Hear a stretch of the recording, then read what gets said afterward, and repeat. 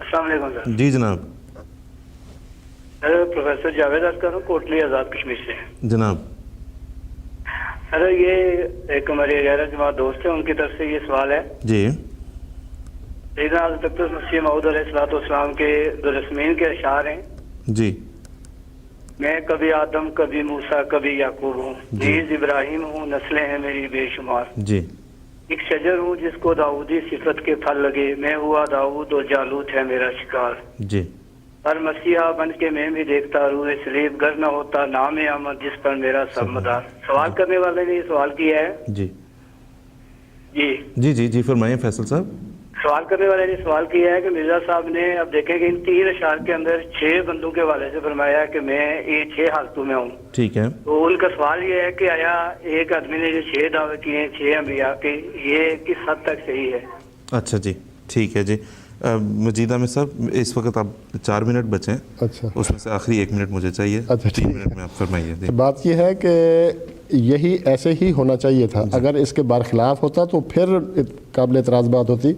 قرآن کریم نے کیا پیشگوئی فرمائی ہے آسمان کے بارے میں؟ اس سے پہلے کہ آپ آگے چلیں، اس میں ایک اور بھی اعتراض جو یہ کیا جاتا ہے نا، تاکہ آپ اس کا بھی اس کے ساتھ جواب دے دیں. وہ یہ کہتے ہیں کہ جو ایک شعر حضور نے فرمایا کہ ابن مریم کے ذکر کو چھوڑو، اس سے بہتر غلام احمد ہے، اس میں کہتے ہیں کہ نبی کی توہین کی.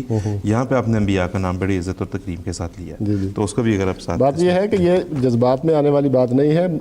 حقیقت پسند انسان کو ہونا چاہیے، حقیقت پسندی کی طرف جانا چاہیے. مذہبی امور جو ہیں وہ جذبات کے ساتھ کھیلنے سے حل نہیں ہوتے، بلکہ حقیقت پسندی کے ساتھ ان کو حل کرنا چاہیے. حضرت مسیح موعود علیہ الصلوۃ والسلام نے یہ جو تمام دعوے کیے ہیں یہ بالکل برحق ایسے ہی ہونے چاہیے تھے.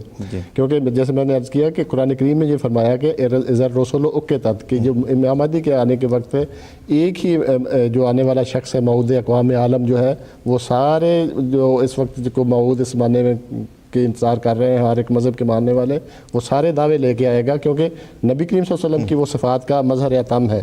وہ نبی کریم صلی اللہ علیہ وسلم کا خاتم ہے، کیونکہ نبی کریم صلی اللہ علیہ وسلم خاتم الانبیاء اور ساری دنیا کے لیے تھے.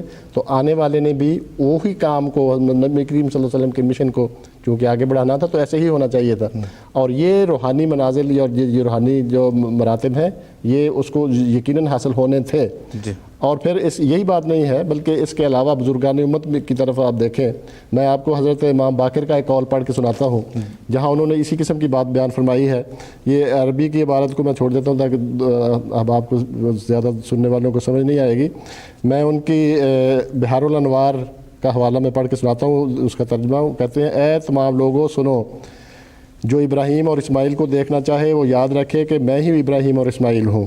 اور جو موسیٰ اور یوشع کو دیکھنا چاہتا ہے وہ یاد رکھے کہ میں ہی یوشع اور موسیٰ ہوں. اور جو عیسیٰ اور شمعون کو دیکھنا چاہتا ہے تو یاد میری طرف دیکھ لو، میں ہی عیسیٰ اور شمعون ہوں. اور جو محمد صلی اللہ علیہ وسلم کو دیکھنا چاہتا ہے میں ہی وہ ہوں. تو یہ روحانی مراتب کی بات ہوتی ہے، یہ مجاز کی استعارہ کی زبان ہوتی ہے. اور نبی حضرت مسیح موعود علیہ الصلوۃ والسلام کا جس کو بھی آپ آنے والا سمجھتے ہیں اس نے آ کے یہی دعوے کرنے تھے، یہی اس کے لیے اس کے لیے اسی میں اس کا جواب ہے. حضور نے فرمایا گر نہ ہوتا نام احمد جس پہ ہے، بس اسی کی وجہ سے ہے سارا. بالکل ایسا ہی ہے. بہت بہت شکریہ، جزاک اللہ.